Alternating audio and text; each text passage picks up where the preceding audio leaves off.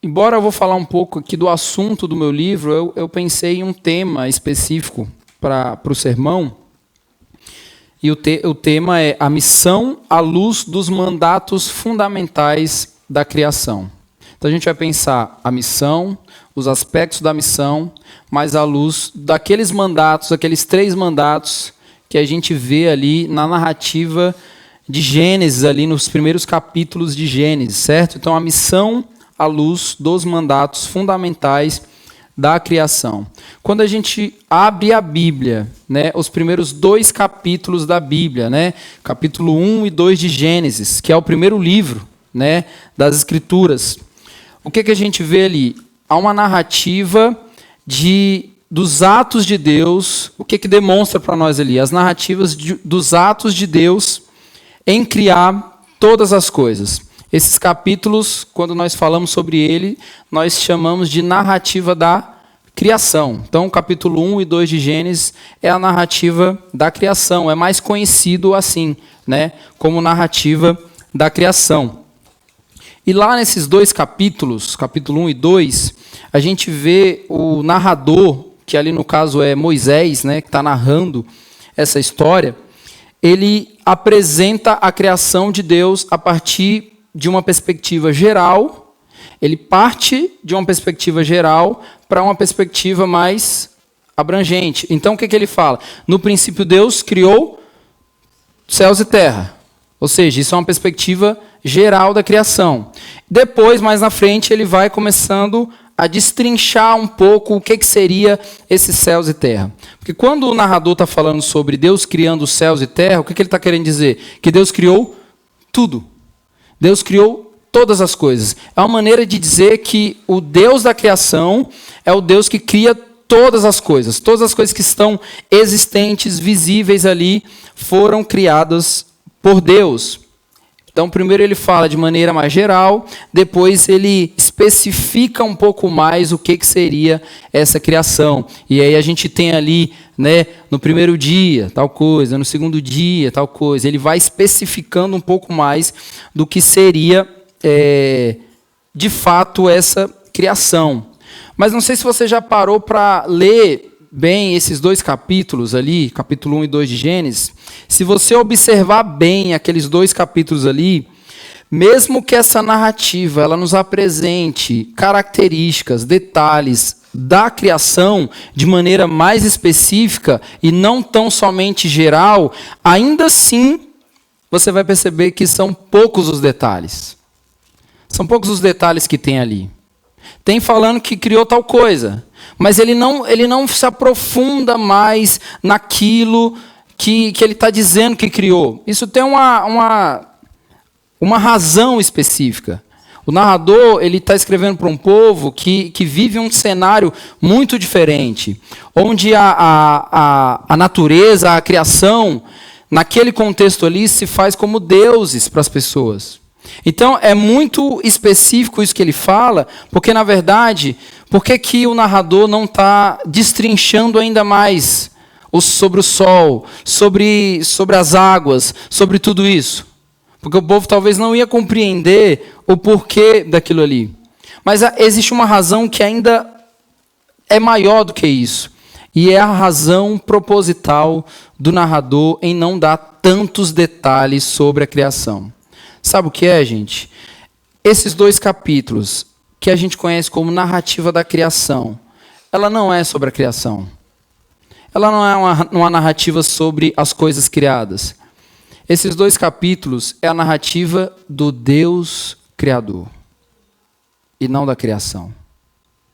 Não tem por que ficar gastando tanto tempo para falar daquilo que são apenas as coisas que Deus fez e não aquilo que Deus é. Então, capítulo 1 e 2 de Gênesis, tenha isso na sua mente. Embora a teologia chama isso de narrativa da criação, entenda que aquilo é a narrativa do Deus Criador. O Deus que é Senhor sobre todas as coisas. Esses 2 capítulos estão apontando para isso. Essa é a primeira grande verdade que a gente tem na Bíblia. Qual que é o primeiro atributo de Deus apresentado na Bíblia? Que ele é Criador. Nós temos tantos outros atributos que nós conhecemos sobre Deus. Ele é santo, maravilhoso, gracioso, né? E aí a gente pode ficar aqui um dia todo falando sobre os atributos de Deus. Mas o primeiro, o fundamental, é que ele é o Criador. Essa é a primeira sentença do texto bíblico. No princípio, você sabe muito bem que essa palavra princípio no original, ela tem uma indicação que aponta para aquilo que João vai falar lá no capítulo 1 do seu evangelho, né? Do verbo, ou seja, no princípio, em Cristo Deus criou todas as coisas. Essa é a primeira grande sentença da Bíblia. Ou seja, a história da narrativa da criação, na verdade, é a história do Deus que cria. Do Deus que é criador, que é soberano sobre todas as coisas. Antes de sabermos qualquer outra informação sobre Deus, inclusive uma das mais principais que nós sabemos é que Ele é o nosso Pai. Antes de sabermos que Ele é o nosso Pai, a Bíblia vai nos dizer que Ele é o Criador. Ele é o Criador de todas as coisas, e todas as coisas existem para uma razão específica. Deus criou todas as coisas como uma razão específica. Por que que Deus criou tudo que Ele criou? Por que que Deus é o Criador? E a gente precisa entender uma coisa. Essa palavra Criador, ali no capítulo 1 de Gênesis, ela é uma palavra que ela se dirige especificamente para Deus. Para Deus. Hoje em dia existe criador de conteúdo. É uma profissão, né? Dizem que é. Criador não sei de quê, de animal, isso, aquilo outro. Só que essa palavra, quando ela é colocada no texto bíblico, ela se direciona especificamente para Deus. Ou seja, somente Deus é criador. O único criador. Por quê? Porque Ele é o único que cria a partir do nada. Deus não tem uma referência externa para criar tudo que Ele criou. Ele cria a partir do nada. Ele não tem um protótipo, Ele não tem nada. Ele cria, por isso Ele é o Criador. Então, eu, você, e aqui a Calvary é uma igreja repleta de pessoas criativas. Entenda uma coisa, a nossa criatividade, ela é apenas fruto daquilo que Deus é na sua essência. Ele é Criador. Nós recebemos da sua graça, nós recebemos do seu atributo criacional a capacidade de poder agora, a partir das nossas criações ali, revelar aquilo que Deus é. Porque Ele é Criador. E Ele criou o mundo. Ele criou todas as coisas. Ele criou tudo aquilo, aquela listinha que o narrador, que Moisés coloca no texto bíblico, dizendo que Deus criou. E Ele criou isso por quê? Essa é uma pergunta central para a nossa reflexão. E essa é uma pergunta central para o argumento que eu vou usar para desenvolver o assunto do meu livro. Por que que Deus criou o mundo? Eu dividi o livro em 3 partes. Ele é feito em 3 partes. E eu exploro ali 3 termos que são muito conhecidos por nós. E a partir desses 3 termos, eu faço uma espécie de um guarda-chuva que abraça mais outros termos ali, que são termos que a gente repete o tempo todo e que a maioria das vezes a gente não pensa o que é ou o significado e a praticidade disso na nossa vida como cristãos. Eu queria que projetar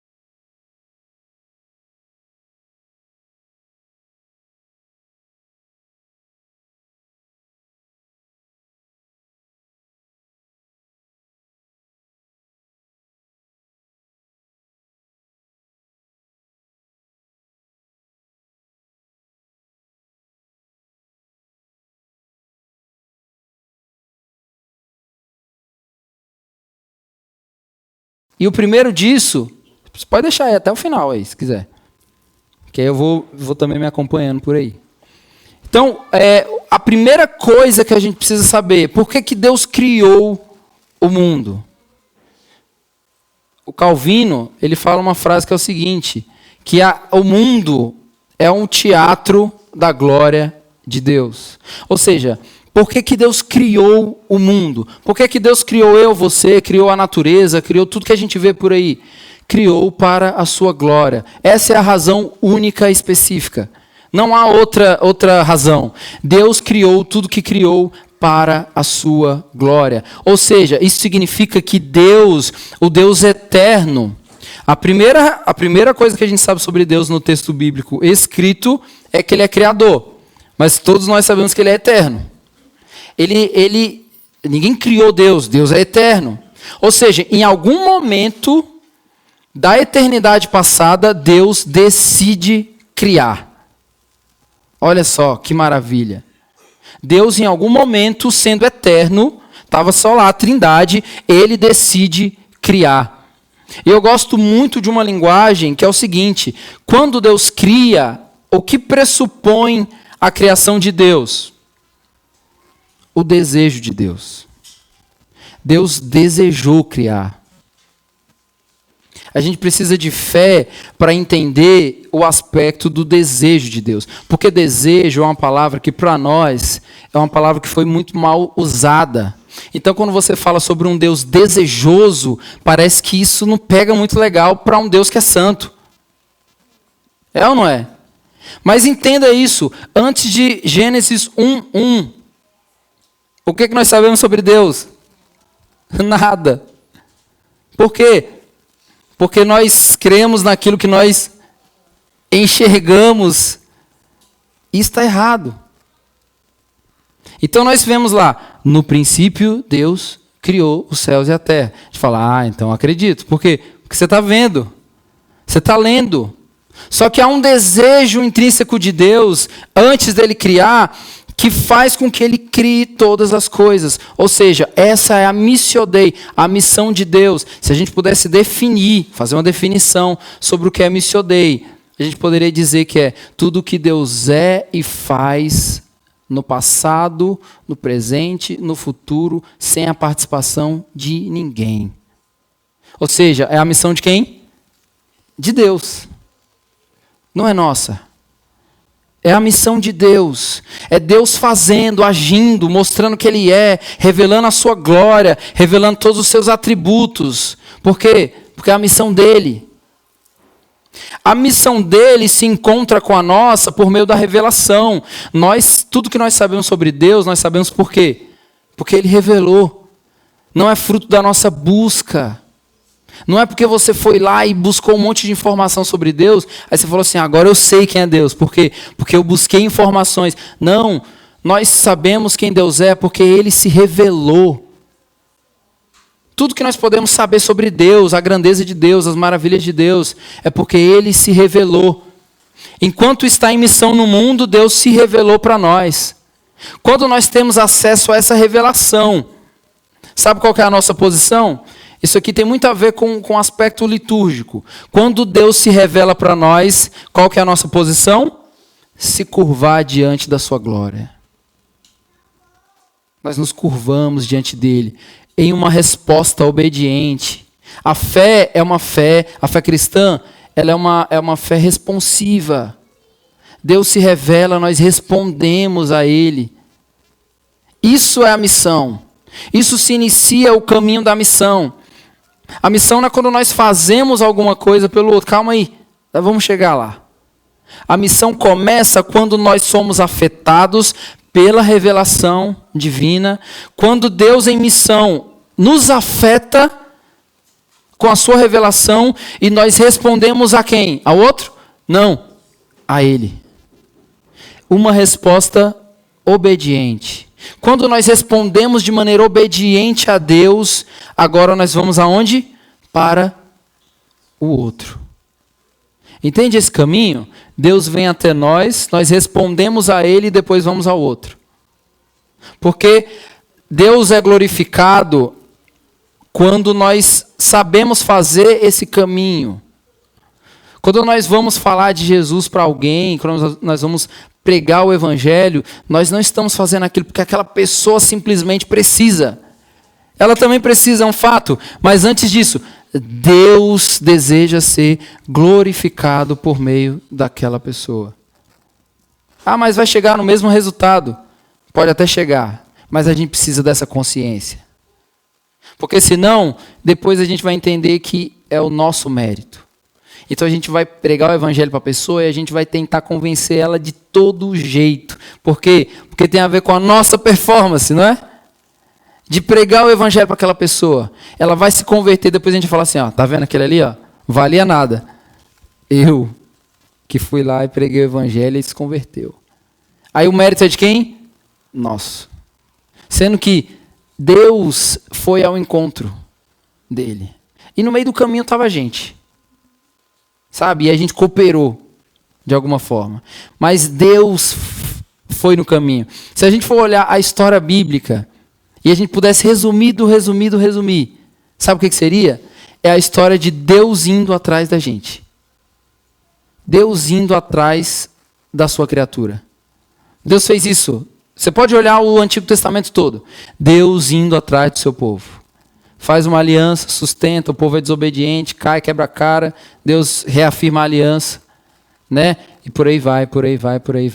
No Novo Testamento a gente tem a confirmação daquilo que já iniciou no Antigo Testamento, então a gente tem agora a igreja e Deus continua indo. Por quê? Porque ele se fez carne, ou seja, o Deus que vinha na nossa direção, ele vem tanto na nossa direção que ele encarna. Então ele tem um interesse tão profundo de vir na nossa direção, que ele não fica só nos ares, não fica só no Antigo Testamento. Sabe como as pessoas viam Deus? No tabernáculo, ouvindo por outras vozes. No Novo Testamento, Jesus se encarna. E Jesus agora é o lugar onde nós podemos ver Deus. Por isso que quando João vai dizer que ele habitou entre nós, aquela palavra tem a ver com tabernáculo. Jesus então tabernaculou entre os homens, para falar o quê? Olha, Deus está vindo na nossa direção, e está vindo na nossa direção, e está vindo na nossa direção. Nós não estamos indo na direção dele, Deus está vindo na nossa direção, sempre. Nós tentamos fugir, e ele vem e nos atrai, por quê? Por causa da revelação. E quando Deus se revela para nós, o nosso papel é se curvar, é se maravilhar diante de um Deus maravilhoso, soberano, como o nosso, que é o Deus que criou todas as coisas. Então o mandato espiritual tem a ver com isso. O mandato espiritual tem a ver com qual que é a nossa primeira relação fundamental existente. Com quem? Com o nosso Criador. Se nós não tivermos uma relação fundamental com o nosso Criador, pode esquecer todo o resto. Pode esquecer que a gente não vai conseguir desenvolver relações aqui, ó, interpessoais. Pode esquecer que a gente não vai conseguir casar, ter filhos. Pode esquecer. Se a gente não conseguir perceber que a nossa primeira relação fundamental, que orienta e governa todas as outras, tem a ver com o mandato espiritual. Mandato. Você sabe o que é mandato? Não é um conselho. Mandato não é assim, ó, gente, fala o seguinte, se der, se relacione comigo, Deus falando com a gente. Quando sobrar tempo lá na sua semana, você se relaciona comigo. Não, é um mandato. Nós fomos criados, e a gente vai olhar para o texto bíblico e entender isso. Olha só, o que diz, eu queria que você abrisse a sua Bíblia aí em Gênesis 2, 7.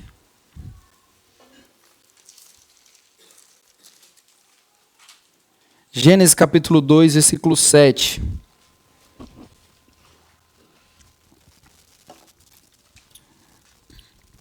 Eu vou ler aqui na NAA, se você tiver uma versão diferente, não tem problema. Olha o que o texto diz aqui.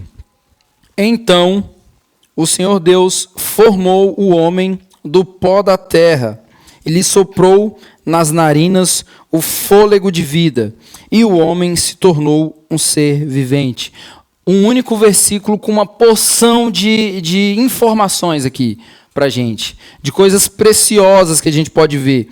O que a gente vê? A primeira coisa, Deus, o Deus da criação, o Deus criador dos céus e da terra também é o criador do ser humano. Então, o texto diz que ele forma o homem do pó da terra. Ele não dá vida logo de cara, ele forma. E aí, a gente está falando de um Deus que é o Criador. E o Deus Criador, ele pega ali o pó da terra e ele vai modelando, e ele vai montando aquela estátua maravilhosa ali, porque Deus é Criador e é criativo. Então imagina aí, que isso daqui que Deus está fazendo é uma grande obra de arte. Deus está formando, pegando do pó da terra e modelando e fazendo uma estátua maravilhosa. Eu imagino que Deus, assim como ele observou que tudo que ele criava era bom, quando ele olhou para a estátua, ele ficou pensando, caramba, agora eu bati aqui todos os... Eu imagino que estava maravilhoso aquilo ali que ele criou. Só que tinha um detalhe, aquilo ali era o quê? Só uma estátua. Só uma estátua. Aquilo já apresentava as obras da mão de Deus, já apresentava a beleza de Deus, mas era apenas uma estátua. E o que Deus faz? O texto vai dizer que Deus então soprou nas narinas daquela estátua o fôlego de vida. Deus então soprou aquilo que era de dentro dele, ou seja, da sua essência. O Deus Criador é o Deus da vida, então ele sopra para dentro da estátua aquilo que aquela estátua ainda não tem, e ela passa a ter. Só que há detalhes muito importantes daquele sopro divino, porque Deus está soprando para as narinas daquela estátua anseios, desejos, fome, necessidade. Tudo que nós, seres humanos, temos e nascemos com isso. Todos nós, quando nascemos, nós nascemos com necessidade, fome, anseio, desejo. Todos nós nascemos assim. Por quê? Porque Deus nos fez assim. Deus soprou então tudo isso para dentro das narinas daquela estátua. Por quê? Porque qual que é o interesse de Deus? Agora essa estátua vai se tornar um ser vivente, algo criado à minha imagem e semelhança. Alguém que tenha fome, anseio, desejo, necessidade. De quê? Do próprio Deus. Então, aquela estátua se torna um ser vivente porque Deus coloca para dentro dela algo que faz com que um ser humano se torne um ser humano. E qual que é o problema disso tudo? Isso aqui é maravilhoso. Imagina aí. O que aquela estátua é agora? Um ser humano cheio de fome, cheio de anseio, cheio de necessidade do Criador. O salmista vai dizer que nós temos que ter fome de Deus. Fome de Deus. Sede de Deus. Anseio pelo Criador. A estátua não tinha. Quando aquilo vira um ser humano, agora tem. Anseio, fome, necessidade pelo Criador. O que acontece? Quando o pecado entra no mundo, o que acontece? A fome, o anseio, a necessidade não sai. Mas muda de aspecto. Então nós não temos mais fome de Deus. Nós não temos mais necessidade de Deus. Nós temos necessidade por qualquer outra coisa. Principalmente que tem a ver com os nossos próprios interesses. Mas nós perdemos aquilo que Deus deu para o ser humano quando ele se tornou de fato humano. Fome, anseio, necessidade do Criador, de Deus. O ser humano é criado a partir daqui. Ou seja, a partir dessa realidade, o ser que antes era uma estátua se torna alguém que é criado. Isso aqui tem a ver com o que nós chamamos de chamado. Qual que é o seu chamado? Você já fez essa pergunta? Ah, o meu chamado é ser missionário, o meu chamado é ser pastor, o meu chamado é ser presbítero, o meu chamado é ser isso, aquilo, outro. Não, o chamado bíblico é o chamado à existência. Deus chamou aquela estátua para a existência. Antes era o quê? Uma estátua, agora é um ser vivo. Ser chamado por Deus é estar vivo. É estar vivo para viver para a glória de Deus. Qual que é o propósito da nossa vida? O meu propósito não é comprar um carro. Isso pode ser um objetivo. O meu propósito não é comprar uma casa, não é fazer uma viagem. Isso não é propósito. A gente não vai ver em nenhum lugar da Bíblia ela dizendo que o nosso propósito são essas coisas. Por quê? Porque não é. Qual que é o nosso propósito? Tendo sido chamado do pó da terra, a partir do sopro nas narinas, nós agora vivemos como uma resposta obediente ao Deus da revelação. E qual que é o propósito de existir então? Por que que Deus soprou nas narinas? Por que que agora existe um ser e não mais uma estátua? Para que esse ser agora represente toda a humanidade. Você sabe que a palavra Adão significa humanidade. Ou seja, a partir daquele homem ali, a partir daquele homem, Deus está criando um projeto grandioso para a história. A partir daquilo que está acontecendo ali. Não poderia ser uma estátua, tinha que ser um ser criado à sua imagem e semelhança. Então, qual que é o propósito da minha e da sua vida? Existir, viver para a glória de Deus. Aquilo que os poetas gregos falavam e que Paulo citou lá em Atos 17. Pois nele vivemos, nos movemos e existimos. É para isso que nós existimos. Nós fomos chamados para um propósito que é viver para a glória de Deus. Viver para a glória de Deus. Então entenda isso. Deus se revela para nós. Nós respondemos de maneira obediente a Ele. Porque nós fomos chamados por um propósito. Para vivermos agora uma vocação. Só que entenda que há um caminho aqui que precisa ser trilhado. Você já viu aquele cara que se converte e ele já quer ir para as nações? Você já viu os artistas, né, do nosso país que se convertem? No outro dia eles estão lançando um álbum evangélico. E eles já estão com a agenda cheia para cantar em toda a igreja, até na esquina tá cantando. Por quê? Porque não entende o processo. A vida na missão, ela precisa de um processo. Não é simplesmente eu tenho uma vocação, então eu preciso ir lá e fazer isso. Há um processo. A vida em comunidade é o que molda para que nós possamos viver o processo da missão. Então imagina aí, Deus criou Adão, fez dele agora um ser vivente, não mais uma estátua. Se Deus não fosse um Deus comunitário, um Senhor da comunidade, Adão teria ficado lá. Aí o que Deus faz depois? O Adão está muito sozinho. E não é bom que o homem viva só. Não foi isso que Deus falou? E ele criou uma mulher a partir daquilo ali, para viver com Adão. Ou seja, Adão precisava primeiramente de um referencial divino de relação, para que ele pudesse depois exercer o mandato social. Por que Deus não pegou Adão e criou junto com Eva? Criou um primeiro, depois criou outro. Porque Adão precisava de um referencial relacional que tem a ver com o mandato espiritual. Primeiro você se relaciona com Deus, sem interferências. Imagina aí, Adão não tinha nenhuma distração, gente. Não era para ter nenhuma distração na relação dele com Deus. É ele Deus. Olha que maravilhoso. Sem ninguém chamando, criança chamando. Muda o desenho aqui na televisão. Nada, nenhuma distração. Adão e Deus. Aí depois Deus cria a Eva. Para quê? Para que Adão entenda de fato o que é uma relação.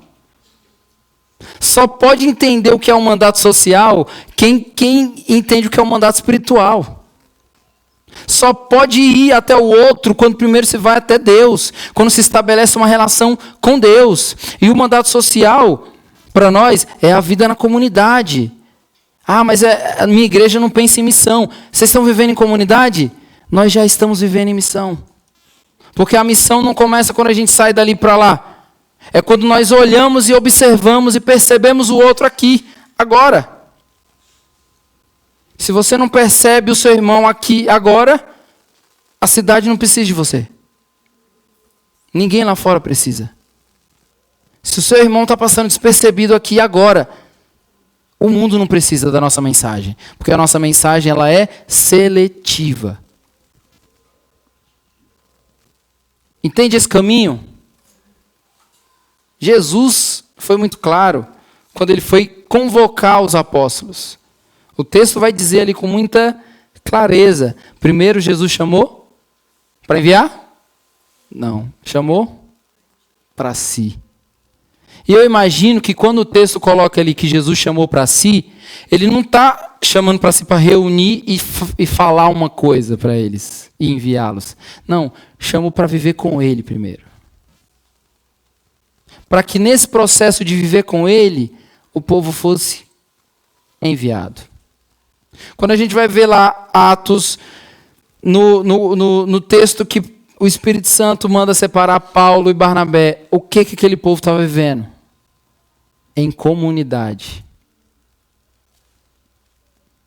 Deus deseja fazer muitas coisas por meio de nós nessa cidade. Mas Ele não vai nos direcionar se a gente não entender que primeiro nós precisamos estar juntos. Olhando um para o outro. Percebendo a necessidade um do outro. Os domésticos da fé que Paulo vai falar. Os domésticos da fé. E depois, tendo essa relação estabelecida com Deus e no mandato social, aí o mandato cultural é o processo natural. Aí nós não vamos mais como indivíduos, mas como povo, porque Deus nunca chamou um indivíduo para a missão. Deus chamou o povo. Um povo. Quando a gente lê a Bíblia, entenda, essa aqui não é a minha e a sua história, é a nossa história. É a história do povo de Deus. Do povo de Deus.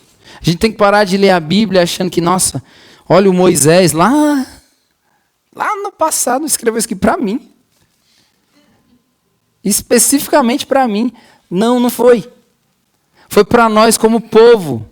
Quando a gente fala que a gente é corpo de Cristo, somos o povo de Deus, percebe?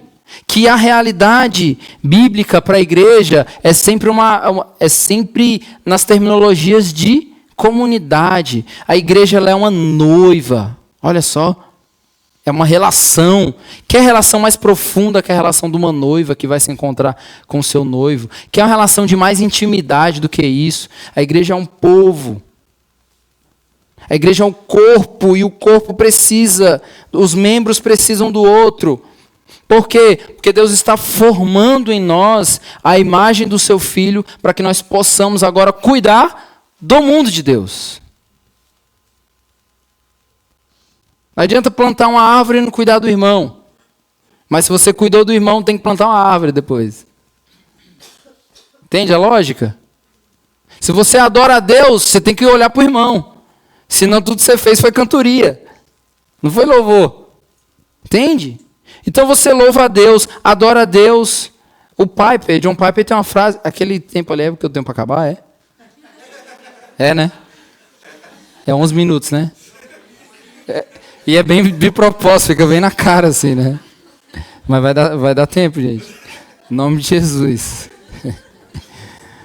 Não sei se vocês já viram essa frase do Piper, muito conhecida. Ele fala que se só existe missões porque não há adoração. Você já viu essa frase do Piper, John Piper? Só existe missões porque não há adoração. Piper é inimigo das missões? Não. Ele está querendo dizer que se a gente entendesse o princípio da missão, seria outra coisa. O princípio da missão é a doxologia, é a glória de Deus. Se você ouvir alguém falando assim, a gente Deus não faz nada pelos outros, fala, seu irmão, calma aí. Deus nunca nos impediu de que nós cantássemos para Ele. Muito pelo contrário, se nós cantamos para Deus é porque a gente pressupõe que nós estamos vivendo uma realidade que nos leva para uma prática, para uma ação cristã no mundo. Nós somos reunidos por Deus como seu povo para sermos moldados e enviados. Quando nós acabamos o culto, né, Doug? Nós enviamos os irmãos, não para casa, mas para missão. Você não está indo para casa, você está indo para missão. Você está indo cumprir o mandato cultural. Por quê? Porque você foi atraído pela revelação, foi Deus que te trouxe aqui. Amém, irmãos? Amém. Foi Deus que te trouxe aqui. Não foi você que quis vir. Então foi Deus que te trouxe aqui. Ou seja, você responde a Ele em adoração, enquanto comunga com o seu semelhante, e depois nós somos enviados para a cidade, que é o nosso campo missionário, onde nós vamos viver agora para a glória de Deus. Nós vamos viver as nossas vocações, porque nós fomos chamados, nós existimos, nós vivemos, nós fomos chamados por um propósito que é viver para a glória de Deus por meio das nossas vocações. Então nós somos enviados. Por isso nós somos enviados. Gênesis 1, 28. Olha o que fala o texto. E Deus os abençoou e lhes disse: sejam fecundos, multipliquem-se, encham a terra e sujeitem. Tenham domínio sobre os peixes do mar, sobre as aves dos céus e sobre todo animal que rasteja pela terra. Você pode olhar para esse texto e pensar assim: poxa, mas não tem nada a ver comigo isso aqui. Eu nem mexo com peixe, não mexo com nada disso. Não mexo com animal. Essa vocação aqui de Deus não é para mim. Entende que o texto está querendo dizer que tudo que há na terra, tudo que nós vemos com os nossos próprios olhos, criados por Deus, para a glória de Deus, nós devemos tocar, contribuir, desenvolver. Desenvolver. Tudo que há.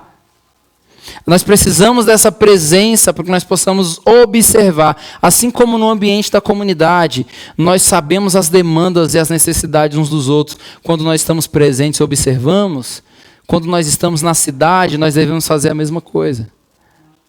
É muito fácil, né? A cultura está uma bagaceira. Meu filho não vai assistir esse negócio. Meu filho não vai nesse lugar. Eu não vou naquele lugar. Nós precisamos ir. Precisamos ir. Esse mundo precisa da nossa presença. Nós somos sal da terra e luz do mundo. É isso que Jesus falou, que nós somos. Então nós precisamos estar para perceber. Ah, mas essa música aqui do mundo está muito ruim. Então vamos lá. Cadê a banda? Vamos lá. Vamos contribuir. Mandato cultural, gente. A cultura está ruim. Então vamos melhorar. Porque nós temos a revelação. O mundo não. Nós temos essa revelação, essa preciosidade. Nós temos que cooperar com Deus naquilo que Ele está fazendo na história. E no mundo, que é dele. E que Ele mantém, governa até o seu fim último. Para a sua glória. E que nós participamos disso. Enquanto vivemos, enquanto estamos juntos como comunidade, vivendo como família. E quando nós saímos daqui e nós vamos viver de fato em missão. Entende o mandato cultural, a importância do mandato cultural. Tudo que nós tocarmos tem que ter vestígios da eternidade. Tudo que nós tocarmos nesse mundo tem que apontar para aquilo que Deus é. Isso não tem a ver... Desculpa, gente. Isso não tem a ver, claro, com o que a gente vai fazer, são coisas religiosas, né? Então vamos tocar lá, vamos mudar a música, vamos. Então vamos levar um worshipão lá pesado, né? E não tem a ver com isso. Tem a ver com cooperar com aquilo que existe. Mas apontar as falhas, apontar os erros e apresentar a beleza do Criador e da criação desse Deus maravilhoso, perfeito e único. Então, gente, em resumo, a vida em missão, à luz dos mandatos fundamentais da criação, tem a ver com Deus nos chama para si, revela quem Ele é. Nós somos afetados pela sua graça, pela sua misericórdia, pelo seu amor. E quando nós somos afetados por isso, nós nos rendemos a Ele.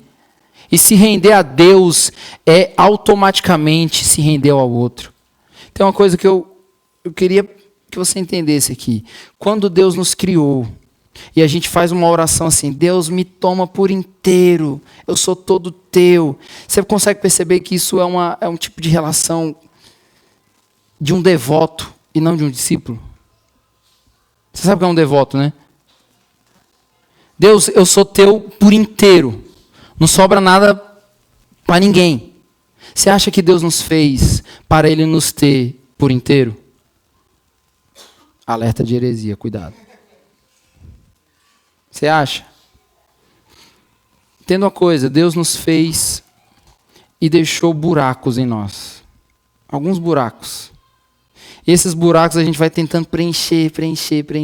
Ou então a gente fala assim, Deus, preenche esse buraco aqui, ó. Preenche esse outro também, preenche esse outro aqui também.